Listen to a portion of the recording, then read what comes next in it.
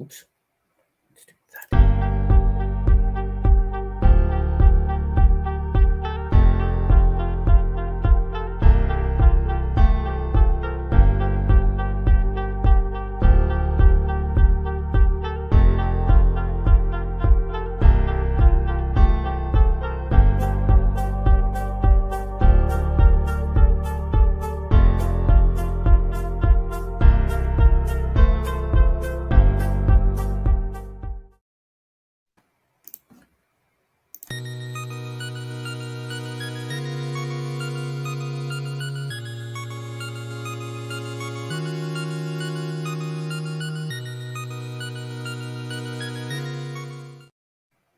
Here we go. Episode number 4. No, episode number 3. I've lost track of what episode we're on already. Of the business of. This week we talk the business of gaming with our favorite CEO of a gaming company. Round of applause for. Let's see if I can do this properly. Oh, nope, that's not the one I want. I want this one. Nope, I don't want that one either. Nope, not that one. Crap, which one do I want? This one. There we go. That's the one I want. Matt Tesh of Liquid Bit Inc. Matt, welcome to the show. Hey, Jeff. Thanks for having me. Oh, thanks for doing this, sir. Welcome to the business of gaming. So for those that are new and are watching either on the stream or listening to the podcast, which is available on Spotify and Google Podcasts, we are going to talk the business side of a topic, and today is gaming. And so we're going to talk what it's like to actually run a gaming company. And no better than Matt himself. But we're going to get into that in a minute. But Matt, why don't you tell us a little bit about you? Who is Matt Tesh? If I'm even saying your name correctly. I forgot to ask pre-show how to say your name. But who you are, what's your background? How did you get to where you are? How did you get to becoming the CEO of Liquid Bit? Yeah, well, you got my name right. Okay. Yeah, so I'm Matt Tesh.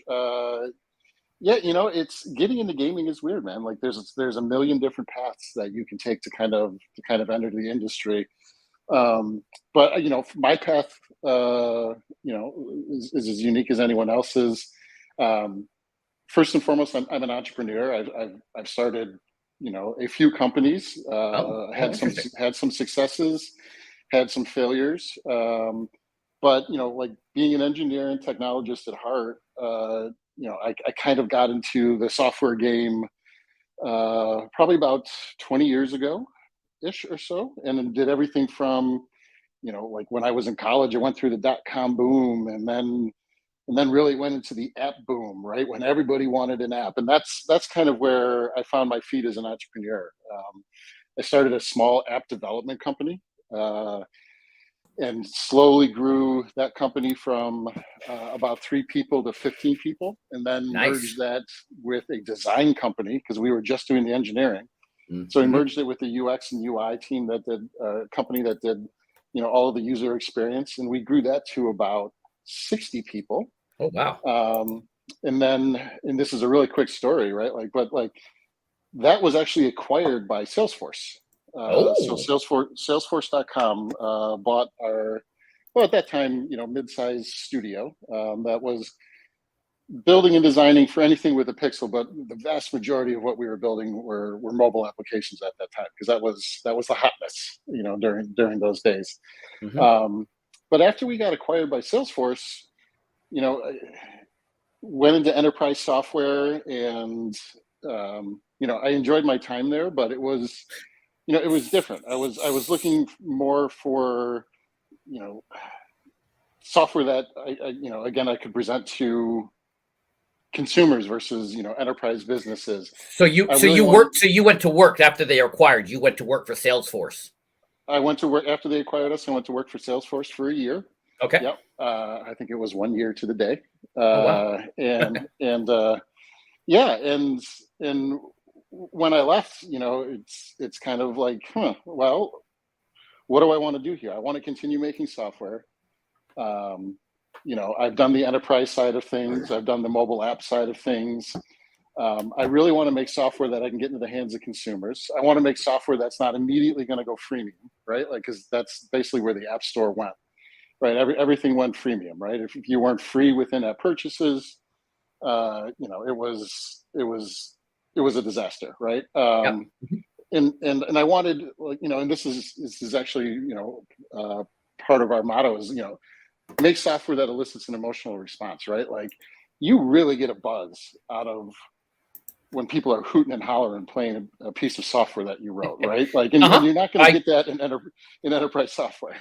I can attest to that, because I was telling you a little bit off screen that I run my own company that does software, and I get a big smile on my face when you watch a client actually do something with the software that you wrote to make their lives better, right? Mm-hmm. So, and you just sort of sit back, you're like, all right, good job. It makes you put. So I totally understand that. Yep. Yeah. So we had this crazy idea. It's like, okay, right, like, so games. Let's focus on games. Okay. And it was me and 3 other founders. Okay. Yeah, and so the 4 of us started, and we were kind of looking around and be like, well, we also want to connect people, right? Like, it's awesome when someone smiles at the software you wrote or hoots and hollers at the game that you wrote, but it's more powerful when they're actually sharing this experience with someone else, right? So it was like, we're going to focus on multiplayer games, right? So and this is the true job. People that had never made a game in their life decided that they were going to make a online multiplayer game, right? We just needed the right game to kind of break out, right? And that was, and at that time we were actually spending, a lot of time at a local arcade. So Logan Arcade in Chicago had a copy of Killer Queen, and we would go there and we would play and we would bring friends and we would have a good time. But the more and more I was there, the more I saw this crowd around this machine, and I was just like, wow, this thing is awesome. It has like this built-in kind of community, and it's a game that, for people who hadn't made a game before, seemed reasonable to approach. And that was at that time, that was quite a naive assumption that we could go ahead and just build this multiplayer. So I ended up actually getting in contact with Bumble Bear Games, the makers of Killer Queen Arcade, and through a series of conversations and negotiations, was able to partner with them to bring the game to the home market. And that was, again, long story short, how Liquidbit was born. It was very much of, hey, we didn't even have a game in mind when we started the game company. We made a couple of prototypes. They were garbage. We didn't like them all. And we really kind of fell in love. We fell in love with Killer Queen Arcade, and we're like, this is it, right? Like let's partner with this other very small company out of New York, and let's bring this kind of arcade phenomenon to the home market and see what kind of audience we can bring to it. And right. And that's where we landed, man. And we've since shipped it on 5 different platforms, all cross-play. I can attest to that. How did you come up with the name Liquidbit? Obviously, we all know what a bit is. Right, we all know what a bit is. It really comes down to that focus on multiplayer that we wanted, and this abstraction between platform, being siloed in that platform, and crossplay, right? And that is something that we knew off the bat, that we didn't care if you were playing on a Nintendo or an Xbox or your PC. We wanted the bits to flow like water, right? It's the most powerful force that you can have, and it can move through and penetrate anything. And that's where Liquidbit, the name Liquidbit. I don't know. I don't know. Those wind people might differ. Might have a different opinion on that. There was some big storms on the last weekend here in Canada. That those wind people may. Yeah. Well, we may have windy bit. There you go. Windy bit, fiery bit. Fire people too. I'm just saying. Guess that's why they had Earth, Wind, and Fire. They covered all 3. All right, cool. All right, so they had no interest in doing it themselves. They had the arcade, but they were happy with the arcade. They had no interest, and they were happy to partner with you. They were happy to partner with us. I mean, it was a long conversation and negotiation. Oh, I'm there sure. were lawyers involved and all that kind of good stuff. But many lawyers. But many lawyers, but yeah, like, but in the end, you know, Bumble Bear, and I don't want to talk out of school for Nick and Josh. They're great Sure, guys, but they sure. focus on arcade. They focus on arcade, Okay. right? Like that's their Mhm. main focus, Yep. and that's where they want to. That's where they want to keep their business. And Right. so, for a strategic partnership like us, you know, kind of splitting the market the way that we Mhm. do Mhm. actually worked out quite well because yeah, they don't really want to touch the home market, Okay. And you don't or want at to least touch the they. arcade, so Yeah, no, we have no business making arcade machines and shipping them around the country. No, I like my software to be automatically downloaded. yep. Cool. All right. So there's the four of you. Yeah. Hmm. Now, so you had an idea. You then you found the product you thought and you negotiated. So then what happens? How do you fund this? Because it costs money to make money. And It again, does. as I told you before, you don't have to get. I don't want to know your financials. I don't want to do that. But Hmm. how does one go about? What's the next step then? Do they get investors? Did you Hmm. did you call Benioff and say, Mark, buddy? Do you have the bat Yeah, line to Benioff, and do you just pick up the phone and call Mark, and he just gives you a wheelbarrow full of money? Like now we call Elon, and he gives us a wheelbarrow full of money. Uh, no, I have no bat phone to Benny Huff, nor will he take my call. for those that don't know, Um, Mark Benioff is the CEO and founder. Maybe he's not the CEO anymore, but the founder of Salesforce. For Founder of those that Salesforce. for Yeah. those that don't know who Mark Benioff is. No, one of our partners, Justice Pinkston, was in charge of the financing, Okay. and he's able to do some really magical things. Okay. Um, you know, he's in a position and knows the right people Okay. to be able to secure the funding that we need. And so, without Justice, we would be nowhere. Because, as you know, like it's incredibly expensive to build a video game. I think most people think like even Killer Queen Black, No, right? I Like bet you know, I no, it's I bet you people don't know that. Which is again the whole purpose of this show is to educate people on Mhm. right? And people like we as gamers sit back and go, well, it doesn't have crossplay. Well, why not? Or it there's a bug in here, fix it. They don't understand and they or maybe they go, oh, it probably takes some time, but they think you can just go in and just do this and it's done, right? So no, I don't think people understand what it takes. So he worked on a Series A, basically. Just if you were Yeah, basically, Mhm. and so we had to essentially what you have to do, right? Is you've got to sell the idea, just like you're Mhm. building any Mhm. sort of widget, Mhm. and Mhm. one of the benefits of using of starting with Killer Queen is that we had a proven IP, right? Yeah, We've got an IP that we true. know that is popular. We've got an IP Mhm. that we know that is selling in the arcade format, Mhm. and it makes it a heck of a lot easier to make the argument that this is going to be successful in the home market, right? Um, Mhm. and a lot of people balk at, well, you're building an online game and you're not a AAA studio, right? Where are you going to get your where are you going to get your user base? And our answer to that was, we have a built-in user base, right? We have hordes of people that are addicted to Killer Queen arcade game. They they've got tournaments that are set up. They meet weekly. It's a whole social club in and of itself, right? And Mhm. and we can be, you know, we can both help the arcade brand by allowing them to play the game at home, as well as kind of leverage this footprint that already exists, right? And so we basically had to put a pitch together in order to kind of convince the powers that be, and Justice took care of all this. Um, that yes, the amount of money that we're asking, and it's not inconsequential, Mhm. is Mhm. is going to be I can't say it's going to be a safe investment, but we already have a layup because of the partnership that we had with Bumble Bear and the Mhm. established IP.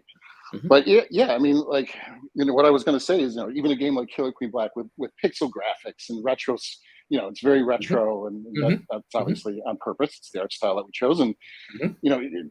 people look at it and be like, "Oh, it's not 3D, and you're not doing ray tracing, and it's not like you're not at the cutting edge."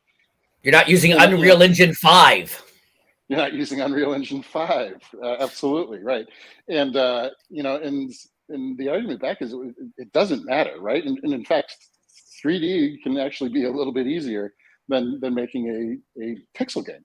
You know, the amount of art and the amount of hours that we have to put in to animate it like a flip book, right? I mean, that's what pixel graphics are, right? They're each individual attack frame. Every time the character moves is an animation, like someone would draw a flip book. And you know, and getting all those resources together and kind of scoping it out, it's an incredibly expensive thing to do. I bet. Mm-hmm. Yeah, I mean, I won't go into round numbers, but it's seven figures, right? Like, makes sense. To even get something off the ground, right? And you know, and that's interesting, right? And I think that separates Liquidbit from, you know, a lot of other indie companies, right? There's a lot of companies that can do it for much less, but you know, we wanted to eat.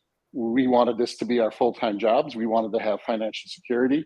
You know, we'd rather focus on the game than worrying about where the rent is coming from. And we'd rather, you know, and we wanted to complete it, you know, inside of a decade, you know, versus this is my life's toil and this is my passion project. And yes, you could probably make a game for $50K if you don't pay yourself and you spend a decade doing it. But it's, you know, it's a significantly different, you know, equation when you're balancing people that are doing this professionally for a living and they're doing it in a timely manner, and you've got deadlines that you need to meet, you've got stakeholders that you need to please, you've got contracts that you need to uphold.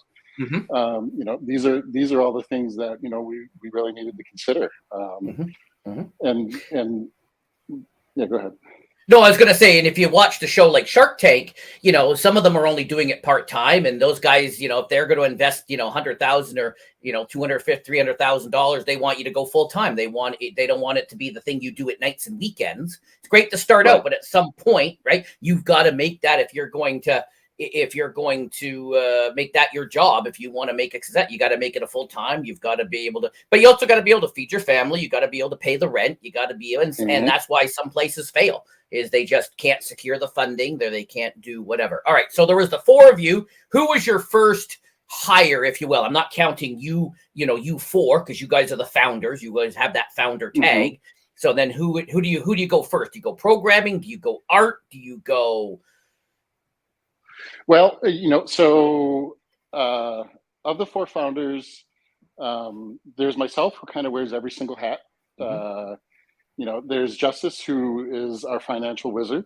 And then there is Mike and Adam, who are just exceptional engineers. And so we had a very good starting dev team in place. And then we, you know, like any small company, right? As we're trying to kind of, and again, we hadn't made a game before, so we're hacking this thing out of the woods with our bare hands, right? And we're trying to figure things out. We're trying to understand the network architecture. We're trying to figure out the art style. We're trying to figure out the game design. We're trying to figure out how to make a game, because we've never done it before. And what year is it? What year is this? What year are we in? So when did Killer Queen Black release? 2019. So this is probably 2017. Okay. All right. Cool. Just to kind of give the time, just to, you know, building out a timeline, right? Okay. Yep. Sure. Yeah. So 2017. So we relied on a lot of contractors. Okay. Sure. And that's really kind of our preferred hiring method.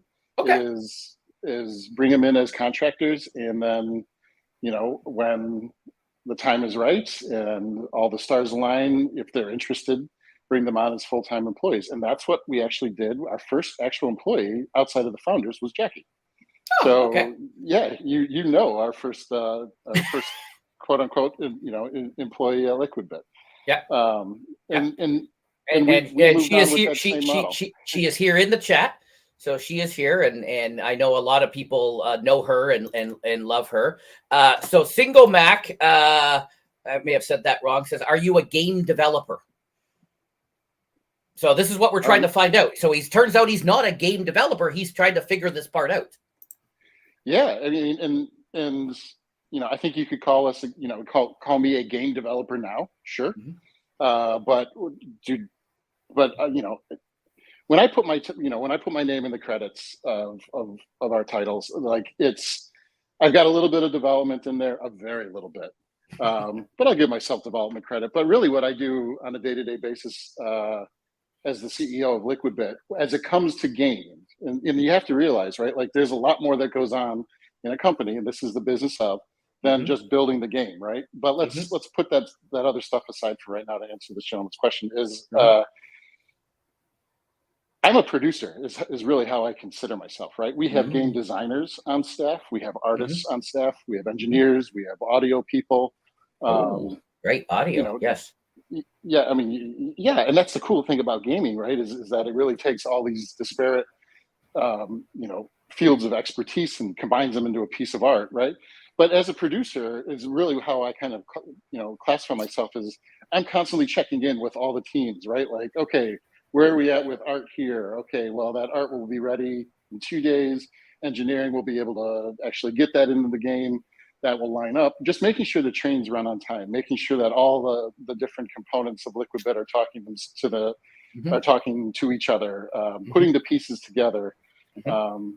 as well as and then as the producer role, right? And then as the Yep. CEO role, I'm doing Mhm. everything from payroll to Mhm. legal to Mhm. benefits, all that kind of stuff, right? Yep. Mhm.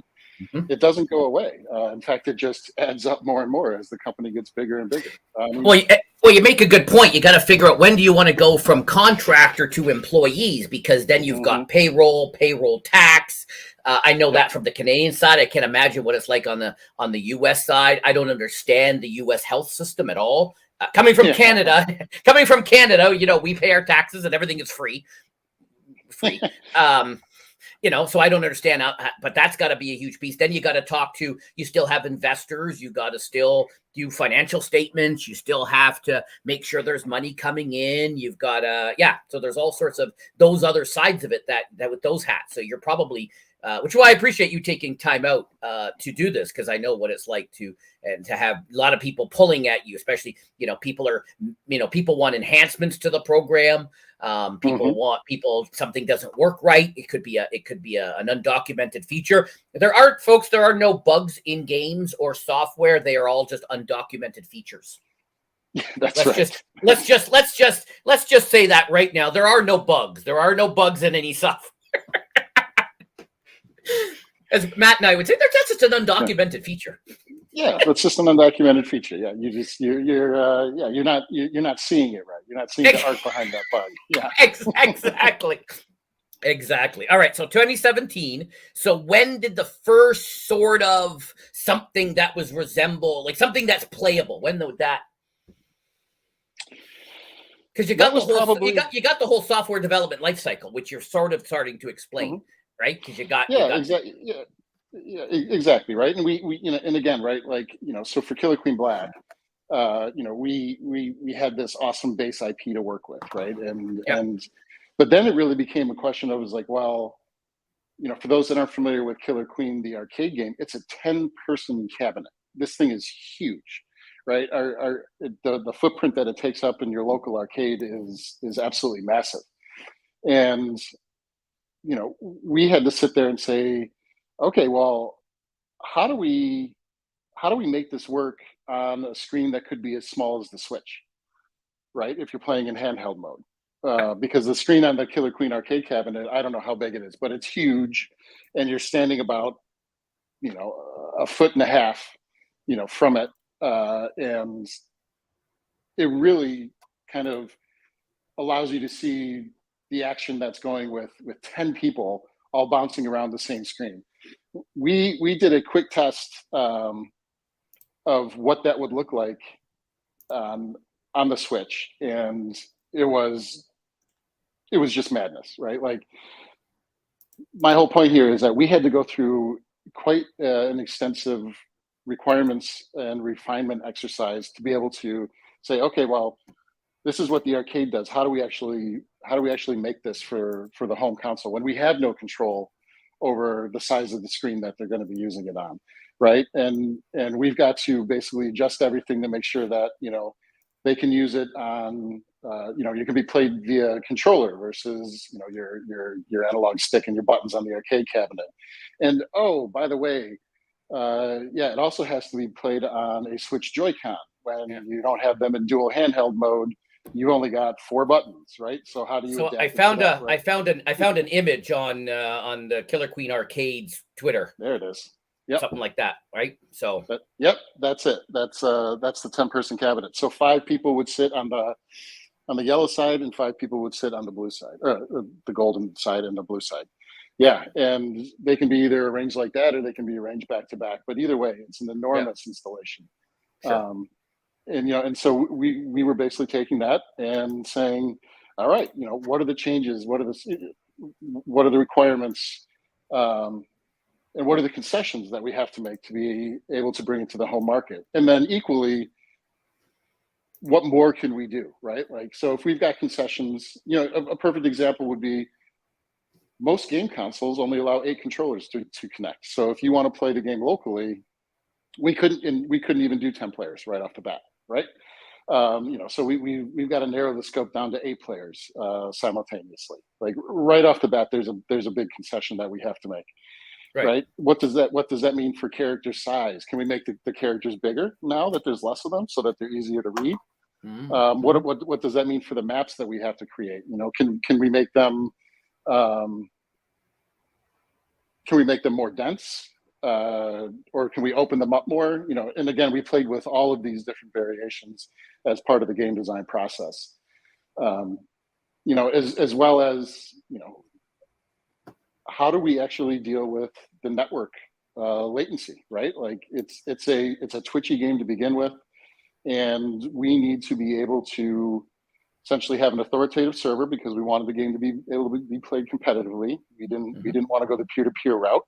And when you do that, things get out of sync and you need to correct for that. But when you have a game that has almost joust-like mechanics where deaths are caused, when you kill somebody, it's because you're higher than them in the arcade game, right? And you could be higher by 1 pixel. Well, what's interesting when you're playing a network game is that what you're seeing is actually in the past. And again, I don't know, a lot of people probably don't know this, right? But what you're seeing is actually in the past. What the server is sending down is not what's happening in real time. Whatever the latency between you and the server and you and the other clients are, that is the delta in terms of the amount of time that has elapsed that you're actually playing against. So it's not real time. And you need to make corrections, and you need to make corrections that the user does not notice. And so we couldn't actually use a joust-like mechanic like the arcade game has. We had to re-engineer the game and change the attack system entirely in order to support network play. Right. And that, and so we looked at that as a challenge. But it opened up a world of opportunities, and we built out a whole weapon system around that. Now the arcade game had 1 weapon. We have 5 different weapons, right? And those weapons actually allowed us to embrace the latency and make it fair for all the players as they're competing against each other online through various tricks that we do. But they were designed very purposeful for network latency and online play. So again, right, we're back in, still talking about the software life cycle. We're in requirements definition. We're in prototyping. And do you have your own servers, or are you leveraging AWS or something? Yeah, no. So we are leveraging AWS. Okay. They're a great partner of ours. So we use Amazon GameLift and have built out a pretty extensive online infrastructure using AWS. Okay, cool. And the reason that we do it that way is because we can't. Again, it's an online game, right? And so we actually have 6 different regions that you can play Killer Queen Black in. And we have to do that to connect you to the closest region, right? So if you're playing in Japan, you're not going to connect to a North American server, right? The latency would be too high to play the game and have any fun with it. It would just feel terrible, right? Correct. And so AWS gives us the ability to obviously leverage their worldwide distribution and put servers in 6 different regions around the world. So then when we geolocate a player, they're connecting to the closest region available so that their latency to our servers is as small as possible so that they have the best experience. But again, right, like people think, you just build games and if it's fun, it's fun. No, there's a lot of architecture, planning, finances, again, lawyers, contracts that go into, even just setting up the infrastructure for KQB is quite an undertaking. And that has nothing to do with the game itself. Excellent. So what was all right, so now you've got something. What did it go? Did you launch it on PC first? Because you said you're on 6 platforms now. 6? 5? What did you say? 5. 5. 5. Yep. Yeah. So you launched on PC first? We simultaneously launched on Switch and PC at the same time. Oh, okay. And one of the reasons is the good folks over at Nintendo became aware that we were actually making a home version of this, and they were big fans of the arcade game. Interesting. And it was one of the gaming shows. Maybe it was PAX. Maybe it was one of the GDCs. I honestly can't remember. It was obviously, several years ago. But they met with us, and they wanted to see what we had. And at the time, we just had a really, really crummy prototype. But it was networked. It was playing online, and for those that are familiar with the arcade game, they could see through all the prototypiness and understand what we were showing them. And actually, Josh and Nick showed it to Nintendo. Well, the folks at Liquidbit were in Chicago, and we played an online game for the Nintendo folks. And they said, this is great. This is wonderful. We want to present this at next year's E3. And so we had a deadline, right? We had to get the game on Switch. And we had to work with Nintendo's marketing team and everything that goes along with that. Oh, wow. To get a playable version on Switch, not in the stores, but playable version on Switch, so that we could go to E3 and be in the Nintendo booth and show people in the press the game that was coming out on Nintendo Switch on the platform side first. So, I mean, it was, quite honestly, it was really fortuitous that it all went down that way. We got a lot of great exposure, and it was really nice working with Nintendo, and it kind of checked a bucket list, item on, build a Nintendo game. Okay, done. Right. So, just from that stance alone, it was a big win. But yeah, that's kind of how it all went down. So you had access to their marketing and some developer programming, porting people, whatever you needed in order to make whatever changes. Because developing, PC is one thing, but now also have to do simultaneously Switch. There's probably a bit of code change. It's probably the same code base, but there's probably code or porting issues or something that has to go along at the same time. Oh, there absolutely is. And yes, we had access to their marketing people. No, we didn't have any technical support. I mean, this was, and again, right, props to Adam and Mike, again, founders and engineers on the Liquidbit team, able to kind of put that port together and get it running on the Switch and, get something that, again, the game wasn't released. We were just showing the public and kind of announcing it. It was kind of our big announcement. Yeah. And they put together something that was passable. We had a great time playing the game at E3. I bet. And leveraging everything that comes along with being Nintendo sponsored, essentially, as coming out on their platform and as a new game released by Nintendo. But yeah, I mean, it is not one click and you build the game for any platform, whether it be Switch or Xbox or Stadia or anything else, right? Like there's a considerable amount of work that goes into porting a game to a different platform. But it's something that we wanted to do, right? It's again, right? We talked about the name Liquidbit and being platform agnostic and wanting everybody to play together. But it's also makes business sense from the side of, again, we're a small indie company. We're not a AAA game. We're not going to grab 10 million people on day one and get them to sign up for our game before it's even out. What we could not have is a siloed player experience, right? We could not have someone on PC not be able to play with Switch.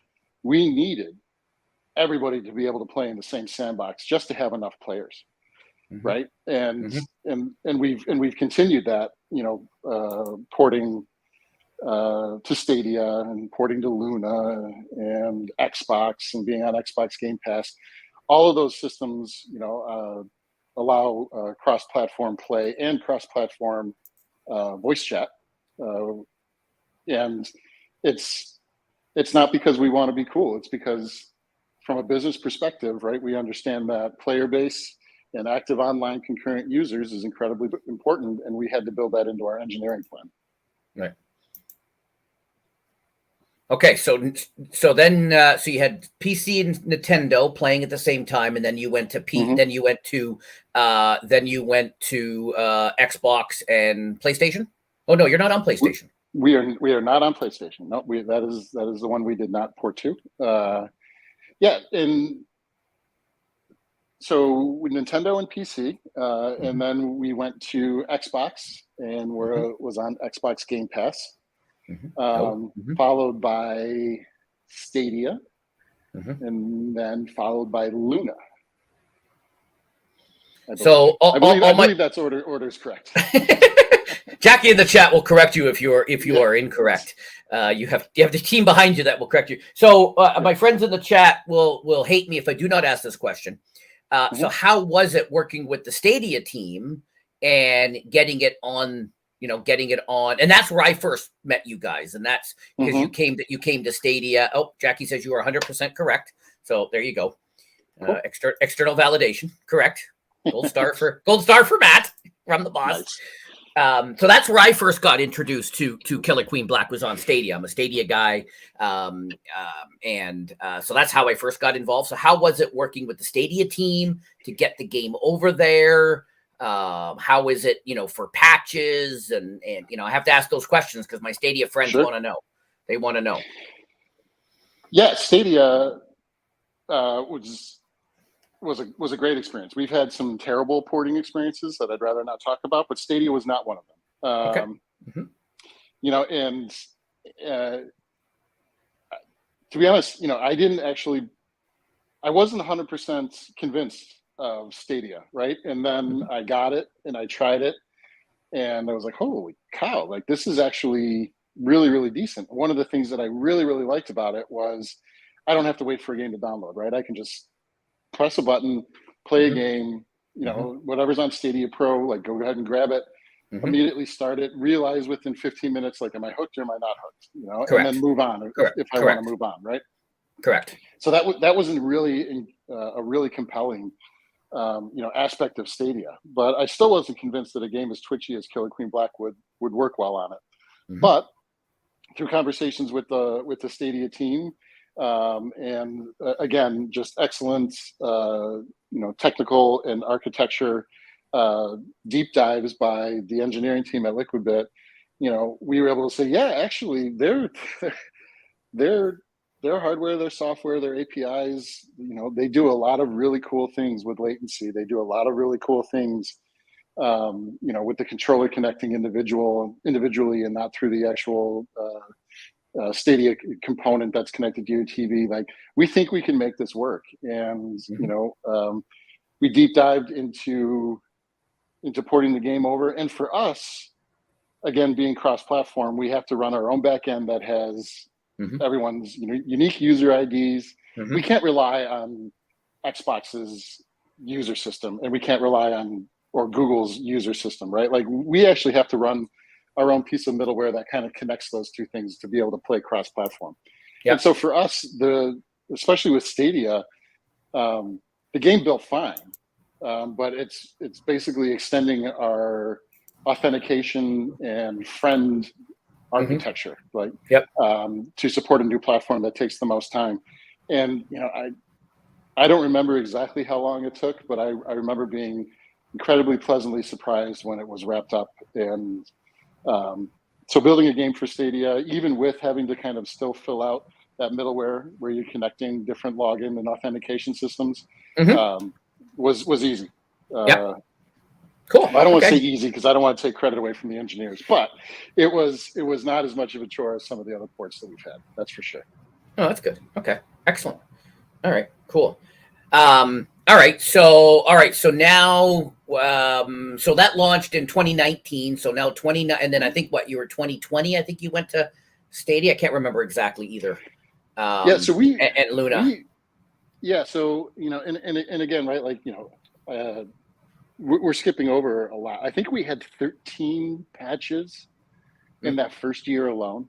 Sure. Right. To get all the feature sets in there that we wanted to get, you know, just continue to polish the game, taking feedback from the game that has been released.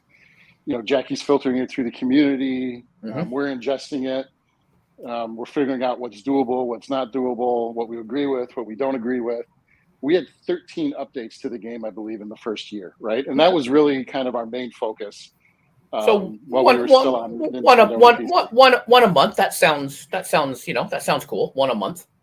Yeah, right? yeah. One a month, basically. But that really kept us busy, right? And then we felt that we had the game in a really good point. We felt that we had the feature sets that we wanted in there. And again, it's, you know, there's so much more than just what you're seeing on the screen that's going on, right? There's entire architectures and processes that are put in place behind the scenes for an online game or a game as a service to really kind of work and thrive, right? But we felt in that first year like that's what we were going to do, is really get all the pieces in place and saying, okay, Killer Queen Black, like, it's in a really good spot. And then we went into port mode, right? And you know, port mode is important because it's all about, you know, getting more players onto the system, exposing yourselves to different communities, meeting great people like, you know, you in the Stadia community and all that kind of thing, you know. And the goal was to bring it to as many platforms as we possibly could, and enable that cross-platform experience so that, you know, everyone could play in the sandbox together. Again, Liquid Bit, we don't care what platform you're on. We want the bits to flow in every single direction, and, you know, really, you know, kind of bring this whole thing together. Right. And so we've been porting Killer Queen. It took quite a while to port to all the different platforms, but in the end, it's this really coherent cross-platform product that we're proud of. Those 13 updates, was that all bug fixes? Sorry, undocumented features you were updating, or was that new feature requests? And how do you prioritize like requests from the community, right? Because, you know, just scrolling through Twitter, of all of the games, people are always tweeting the game companies and the community managers and stuff and go, how about you add this and how about you add that? Like, you know, my friend Todd today, you know, he had posted a series of tweets about enhancements to a game. So I sent them the contact page from that company and go, here's where you want to go. And I've done it on other shows where I say, you know, tweeting a company who hasn't tweeted in 3 years is useless. Find their support page and file the request. You know, when people, you know, people complain about a certain company, a two-letter company, and they're like, why isn't this? And I go, tweeting them is useless. Go to their page, because the support page, and this has been validated by others, you know, companies look at that. They look at the support request, whether it's a bug fix or if it's a feature enhancement. That's what companies look at. They're not always trolling through, and you guys may be different, and maybe some companies do. They're not always trolling through the Twitter looking for they're going to their support system and saying, we've got 10 people, 10 requests for this feature, 90 for this one. Let's look at that one, right? Is that an accurate statement coming from your side? Yes, it is, right? And so to answer your questions in order, your first question was it all bug fixes? No, absolutely not. We didn't have a really good kind of friend system built into the game that we needed. So we ended up we built out the friend system in Killer Queen Black. We built out things like room codes, so you could just, you know, open up a room, give your friends a code. And all the infrastructure that went along with that, right? Like, as well as adding new maps and a ton of bug fixes, obviously. Those always get prioritized and put in there. And then your second question is, you know, how do we rack and stack what comes from the community? And you know, it's a delicate balance. You know, a lot of it is kind of what you said is, hey, you know, this is what we're hearing the most often. Let's give it some serious consideration. But you have to balance that against, well, this guy's just the loudest, you know. And he wears like a big cowboy hat and he runs around and makes. We're not mentioning anybody in specific, yeah.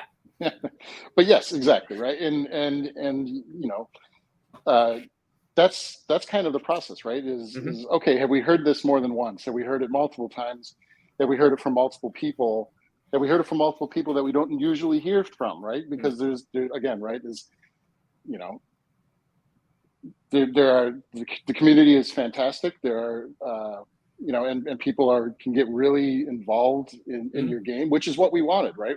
Go back to the beginning of the conversation about eliciting an emotional response, you know, and they can absolutely be emotional. And it really takes, you know, a community manager like Jackie to be able to kind of filter those things for us and present us with, you know, an unemotional view. Hey, this feature has been asked for X amount of times by, you know, various people, and, you know, we should consider it, versus this guy's just yelling about something over here, right? And we don't need to, you know, he's the only one. And, you know, she'll still bring that to us, but she'll bring it to us with that perspective of, you know, what's the gravity behind this request, or what's the gravity behind this bug that needs to be fixed. Right. And you got to look at, this is a great idea, but it's an infrastructure change, right? Oh, we had tons of great ideas that come in from the community that just aren't possible, right? Like, you know, either, you know, we don't have the manpower or the computer systems or the AWS budget to do it, you know, like, you know, you have to, it's not just can we build it, it's should we build it, right? Because there's a million ideas that come in from, you know, our community that I would love to build. You know, I'm like, that's an awesome idea. There's no way we're ever going to be able to do that, right? And, you know, so it's again, it's not just is this a crazy idea lens. You have to filter it through a financial lens, a development timeline lens. What do we, again, we're a small team, right? Our currency is resources, and it's hours, right? And so it's like, for everything that we build, there's an opportunity cost of something that we're not building. You know, we don't have an infinite amount of engineers.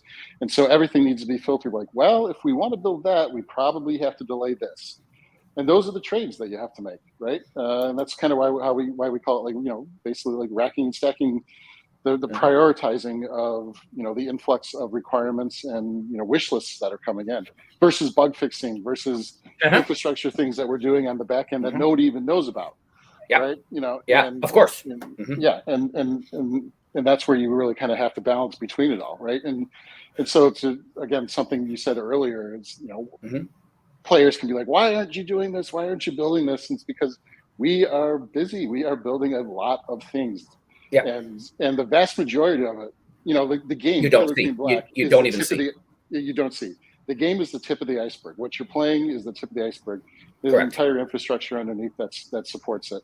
That's correct. You know, that we maintain and we keep up and running 24/7 in 6 different regions across the world. So, mental note for Jackie: we will send Stadia Pro Gaming the support link where he can file this as a suggestion. He wants a large cannon on top of his snail so he can protect himself. Full disclosure, we, part of the B Games, we had formed one of the 2 Stadia esports teams that took place a couple of seasons ago. This fellow here, William, was on my team. I formed a team with a few other Stadians. There was another Stadia team.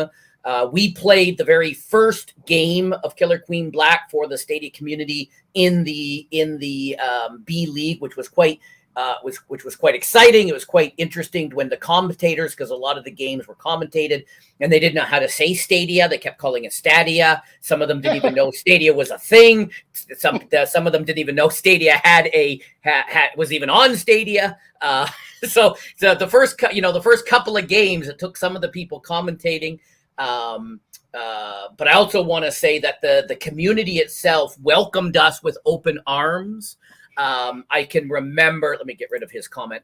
I can remember we had our very first match, and of course it was all when we were all new to the game, right? Because the game had just launched on Stadia Pro, so we all had the game, and you know, we were all relatively new, and we were playing a team that had been playing before. They had played competitively. They were light years ahead of us. Like, it was not even a question.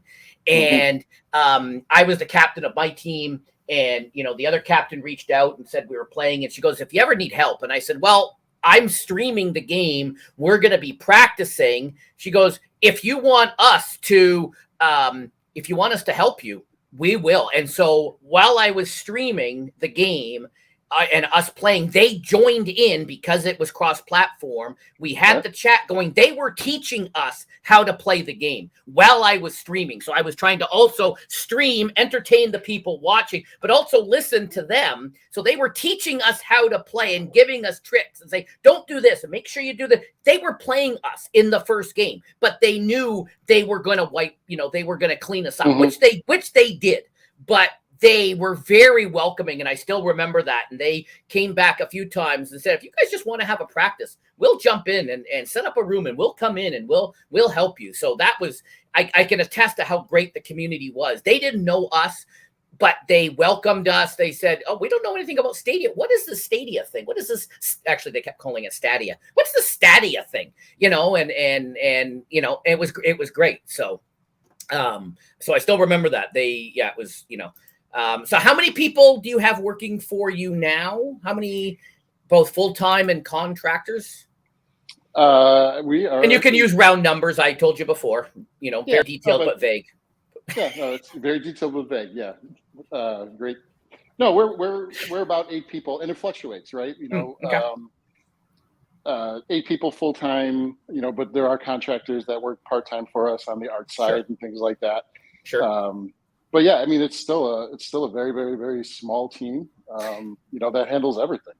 And that's what some people forget, that these, you're not Electronic Arts. You're not, right. You're not Ubisoft. You're not, whoever, you don't have hundreds of people, at, all over. You're not Google. You're not, right. Microsoft. You don't have hundreds of people all over the place. Right. Yeah. You're 8 people, and you've got, so we were talking about, bug fixes versus enhancements versus what can technically be possible. I know people are great to tweet about, I want this and I want this and I want this. Well, sometimes it's not possible. Right. No, 100%. Right. If we had the army of developers of Microsoft, I would put a snail on top of that cannon for that guy. Right? But again, right, we have to do what's best for the game, and that might not always be visible to the player, right? Right. No, you added it. No, I think last year you added in a map, and I think Jackie told us once you want to do like a map a year or a map. I think you had a goal of like a new map a year or something like that. Maybe I just made that up. I'm not sure. Yeah, but that's visible. We can. Okay. All right, but yeah, that's something we can see. But there is also all sorts of the back end stuff. And that's something I hadn't even thought of, is the whole friends side. Like, because when I go in, right, I can see who my friends are. I can see who my Stadia friends are. I can see who the other friends are that are on other platforms. But yes, you have to.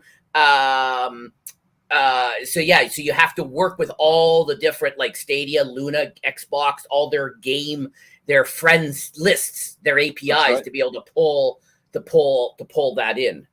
100%. Right? Yeah, you've got to aggregate them together. You've got to deconflict them, and then you essentially need to be the glue between, just for an example, right, Nintendo's friend system and Xbox's friend system, right, or Steam's friend system and Stadia's friend system, right. You need to be the glue between those. Yeah. That says, okay, well, I want to play with Jeff, but he's on Stadia and I'm on PC. We built a whole middleware system that allows that to happen. So Joseph says, with all due respect, most of the community is asking for transparency more than bug fixes. I think he meant bug fixes. Not. Oh yeah, corrected that. Bug fixes. Yeah, then bug fixes. Which, some things you can be transparent about. Other things you can. It's a fine line that you have to balance, right? No, 100%. And how much does the community want to know about a network re-architecture that we're going through right now? And oh, you know what? There are nerds that want to know that kind of stuff, right? They want to know about Google Blades, and there are nerds that want to dive in there, and they want to know, why are you using AWS, and there's why are you using S1 instead of S3, and there's probably there's probably a lot of nerds that want to know that kind of stuff and want to know why you're choosing that over that. Why didn't you go Azure? Why didn't you go with the Google Cloud? Why didn't, I guess those are the big 3.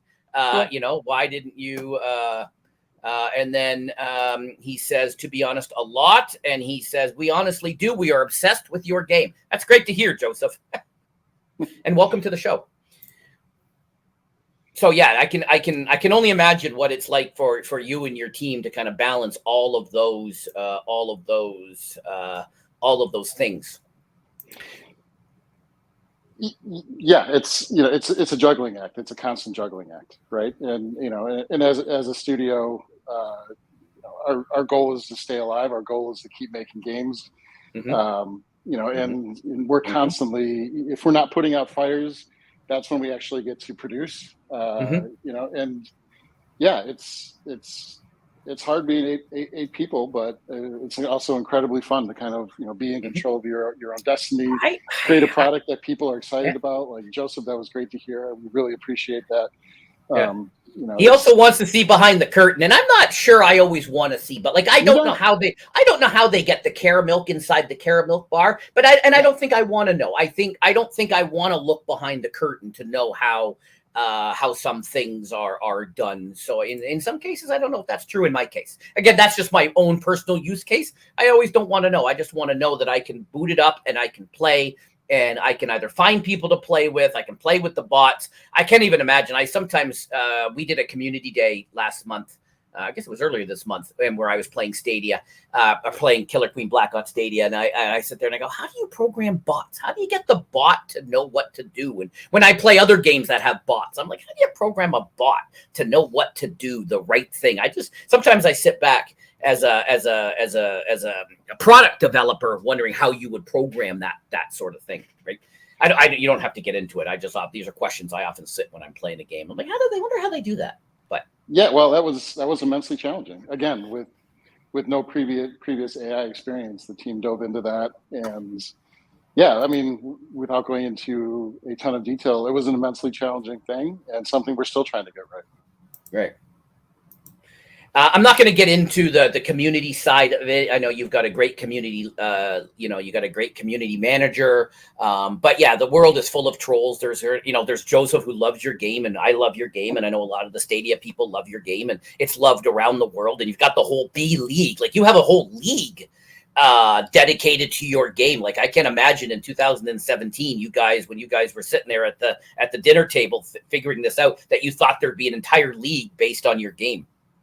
No, definitely not. No, we were just hoping it was going to work on the Nintendo Switch at that point. You're like, oh crap, we're going to E3 and we need something that they can play. We can't have it crash on us in the middle of. Yeah, that's right. You can't play it on a PC, in the middle of the Nintendo booth. We're pulling. Hang on, let me pull out my Xbox and show you at the Nintendo. That's right. That's bad for business, as they say. So. But I'm sure that you get a lot of unwanted emails and unwanted communication around different things. Yeah, and to be honest, Jackie handles the majority of that, right? Like that's one of the decisions that we had to make, being such a small company, was like, we need to put a face. Yep. In front of this, we need to be able to shield the engineers and the artists and things like that. To some extent, right? So that we can actually, make the product that our fans want to make, and and also as a personal preference, right? Like, not everybody wants to be on social media. Not everybody wants to be interacting, publicly on the internet. Like there's a whole, I don't want to say the word stigma, but a personality trait that either embraces that or doesn't. Yep. And that's right. And you want to be cognizant of who you are and who you're working with and what your team is made up of, and put the right people in the right positions. Yep. And that's why Jackie was our first hire. Yep. I mean, that's to bring it back to her, right, and to bring it back to the conversation about the first hire at Liquidbit. I mean, like, that role was needed as much as we needed engineers and artists and musicians and game designers, right? Like, to be able to handle that. And she does a great job. She shares with us our wins and our losses, and she has a thick skin. And you kind of just grow a thick skin when you're in the video game business, because, again, we wanted to create software that elicits an emotional response, and that response might not always be good, and that's okay. You just got to kind of have to learn to roll with it. I remember when the game came out, I mean, I couldn't even read the reviews, right? And they were mostly actually the game is reviewed very well, and I'm happy with that. But Yeah. you know, it's I was taking it personally, and I realized, you know, okay, your attitude towards what you're reading from a stranger on the internet has to change, right? Yeah. And you know, and you need to put the right processes and people in place in order to correctly filter that and get down Yep. to what is true and what isn't true, and what can we work on, and how do we prioritize that. I started my career in 1992, and I learned early on, or learned several lessons early on. Of course, 1992, there's no internet, there's no trolls, there's no whatevers. But I learned early on that you're not going to make everybody happy. And if you're try to make everybody happy, you're going to either fail or be miserable or both, right? So you just got to do the best you can. And if somebody isn't happy, you just say, I'm sorry, you're not happy. We'll either try to do better, we'll try to fix it, or sorry, William, we're never going to put a cannon on the snail. So not that we don't want to. Deal with it, dude. Not that we don't want to. Maybe you don't want to. Maybe you don't want to. Maybe you're like, that's just a stupid idea. Who's that guy? Can we block him from Jackie? Can you make a note to block him from? No. Yeah. So sometimes, yeah, you just gotta. All right, so we're getting close to the end. If the chat has any questions, Joseph, thank you for jumping in, and Stadia Pro Gaming, William, thank you for jumping in with your question or comment. I will send you the feature request form that you could fill out to put the cannon. I will laugh seriously one day if I boot up the game and there's a cannon on the snail. I'm not gonna lie, I mean, it's not a crazy request. It sounds fun. No, tell him it's crazy. Tell him it's crazy. No, don't feed into him. Tell him it's crazy. So, what is next? What is next for Liquid Bit or Killer Queen or anything that you want? I know there's things you can, and some of my friends have done some stuff with some other gaming companies and have learned really quickly about non-disclosure agreements. That they never heard of this before. I had a few DMs from people that said, I got to sign this non-disclosure. What is that? Is that legal? Yeah. So I've had to explain to a few people around that. So before we get into that, Eric says, has there been any thought to eventually creating a Killer Queen Black sequel where the multiplayer portion stays the same, creating new single player content? For a sequel, allow for an additional news cycle. There's more to attract new players, even when you can't keep online multiplayer exactly the same, and a fully oh my god, this is way too long. Oh wait, there's support. Or do something that is considered bad from a business perspective. Okay, that was a long question. Yeah, you know, and I'm not even sure how you address that. Let me parse that question. All right, so so Killer Queen Black, was designed to be a multiplayer game, right? Like there is no single player campaign. Yes, you can play against 7 other bots in the game, and that can be your single player. But I've done that. Before I did the B game, I wanted to learn and practice, and I did. I would just fire up a game by myself. I didn't stream it, just by myself in my little corner, and I'd fire up and put all the bots in and just try to figure out, what does this do? How do I throw? Like I spent before the B games, I just spent a few hours just practicing throwing. Yeah, right. Yeah. Where do I have to be on the different maps to get how do I throw? What's the right, movement to throw? Right. Exactly. So, exactly. Yeah. But again, right. Yeah. The single player kind of campaign things, it's something that we actually have talked about. But again, right. Like Liquid Bit, again, being small, needs to play to its strengths. Mm-hmm. We're good at making multiplayer games. It's what the company was founded on. Mm-hmm. And it's kind of, and it's where we want to continue kind of, pushing our expertise, right? We're not a company that's going to deliver some story-driven narrative game. Mm-hmm. That's just not who we are right now. I'm not saying it could never happen. Yeah. But that's not who we are right now, and that's not who we're trying to be, right? And so when I think of like a single player campaign mode in Killer Queen Black, you need to world build around that. You need to identify a hero. There needs to be some sort of progression in a single player mode, that's beyond, hey, you just won 3 in a row. Like, and quite frankly, that's not our expertise or where we want to bring Liquid Bit to. Yeah. Yeah. Shout out to Jackie. So Joe apparently is a mod in your Discord, cool. and a major planner for the B Games crew. So shout out to him. He rules, and he says thank you. I did not know that. That's good. Yeah. Okay. So what's next for Killer Queen Black, or what's next for Liquid Bit, or do you have things that we should just watch the Twitter for? I would stay pinned to social media. We're working on some really exciting things. Excellent. Yeah, I'm really hoping that we're going to be able to announce what those are in 2022 this year. Okay. But it's I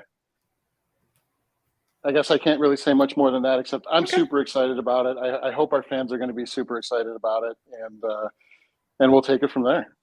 Looking for a speed runner? Check out Zombie, a Killer Queen remix by Bumble Bear. Okay. I'm old and not very good at things, and I will admit, when I first saw the game, I watched some people play it. I'm like, what is this? Oh my God, this is so dumb. What is this? I don't understand this. Then I got the game, and then I started playing it, and then I fell in love with it. So proof is in the pudding. You gotta kind of play the game to really appreciate. Because I was watching people, and I was like, what's going on? What's he doing? What's he throwing? What is this? I don't understand. And there's parts of the game I still don't understand, and I've played hours and hours of the game. All right. So maybe in 2022 there may be some big announcement. We will look forward to the socials, and I should put I will go back and I will update the show, the description with the Discord, with the Killer Queen Black Discord in there. Cool. and stuff like that. So people watching this can, if they don't, they should. I'm in a lot of Discord, especially from games I like. And just see what's going on and see what's happening. And that's how I found out about the B Games. To be honest. And then I think I just clicked on a few things, and then I think, not knowing what I was doing, and then I registered, and then I talked about with some other people, and then they registered first, and which allowed them to say they were the first ones because I was late in my registration, but we were the first ones to play games. So we still have that, that. Matt, I want to thank you for taking time out of your busy schedule. And thanks for everybody who tuned in. Any other final last words you want to say to the people watching or listening on Spotify and or Google Podcasts? Soon to be Apple, if I can get around to filling out the amounts of paperwork that they want you to fill out to put a podcast on their stupid system. I mean, their great system. Well, now you're never getting on there. Just stay tuned for what's next. There's exciting things coming from Liquid Bit. And Jeff, thanks for having me. I really enjoyed our conversation.